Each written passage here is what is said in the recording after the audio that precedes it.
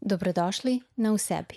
Nastavljamo serijal o partnerskim odnosima i pričamo o tome zašto nas često privlače upravo one osobe koje ne možemo da imamo. Zašto nam pažnja i ljubav deluju vrednije tek kada su daleke, komplikovane ili nedostižne. Otkrićemo psihološke mehanizme koji stoje iza ove dinamike i kako nas oni često vode u začarani krug čežnje i samosabotaže. Kada je neko nedostupan, emotivno, fizički ili kroz jasne poruke da nije zainteresovan, u nama se budi posebna vrsta čežnje. Nedostupno tada postaje posebno, vredno i poželjno. To je iluzija koju naš um sam stvara. To je i dobro poznati zakon u marketingu. Ono što je retko ili teško dostupno deluje vrednije. Kada nam neko uskraćuje pažnju, naš mozak ga doživljava kao dragocen resurs i šalje nam signal: moraš više da se potrudiš. U osnovi stoji logika: ako je teško doći do toga, sigurno je vrijedno. I upravo tada počinjemo da idealizujemo osobu koju zapravo jedva poznajemo. U partnerskim odnosima često ponavljamo ono što smo doživjeli u detinjstvu. Ako je roditelj bio emotivno udaljen, naučili smo da ljubav znači borbu, čekanje i dokazivanje. Kasnije nas nesvesno privlače partneri koji u nama bude isti osjećaj, jer nam je taj obrazac poznat čak i kada nas povređuje. Naš mozak voli neizvesnost i igru. Kada ne znamo da li će nas neko pozvati, poljubiti ili odbiti, aktivira se dopamin, neurotransmiter nagrade i iščekivanja.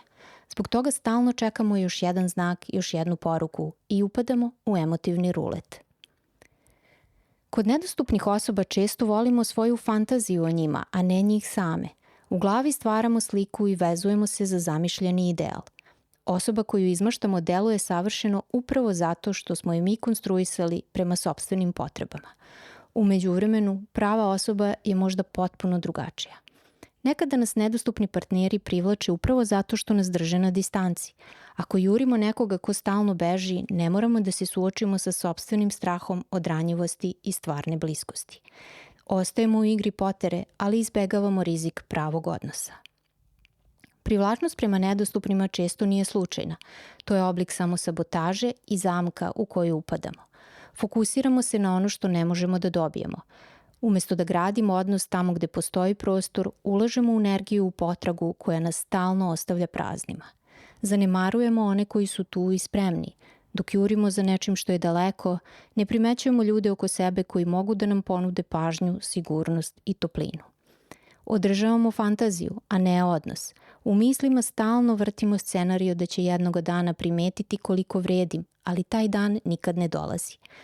Ako duboko u sebi verujemo da nismo dovoljno dobri za ljubav, potraga za nedostižnim partnerom postaje način da ponavljamo priču i dokazujemo sami sebi isto uverenje. Dobra vest je da se ovaj obrazac može prekinuti i kao i obično, promjena počinje osvešćivanjem obrasca. Primeti kada te privlači iluzija, a ne realna osoba. Zapitaj se da li mi se sviđa ova osoba ili samo ideja o njoj. Prepoznaj šta dobijaš iz potere. Nekada nam je sama potraga uzbudljivija od odnosa. Ako je tako, budi iskren prema sebi i priznaj da bežiš od stvarne bliskosti. Vežbaj da ceniš stabilnost i sigurnost.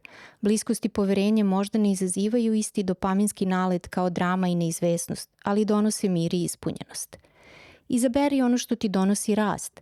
Umesto da gubiš energiju na osobe koje te drže na distanci, usmeri pažnju na ljude koji žele da grade odnos sa tobom. To je put iz fantazije u stvarnost. Ako se prepoznaješ u ovim obrascima, važno je da znaš da nisi sam. Privlačnost prema nedostupnima ne znači da sa tobom nešto nije u redu. Ona je često trag ranijih iskustava i pokušaj tvog uma da pronađe ono što mu je nekada nedostajalo. Umesto kritike, pokušaj da priđeš sebi sa empatijom i razumevanjem. To je prvi korak ka oslobađanju iz začaranog kruga. A u narednom videu govorit ćemo o nečemu sasvim drugačijem. Zašto nas ponekad obuzima dosada u dobrim vezama i kako razlikovati mir od drame.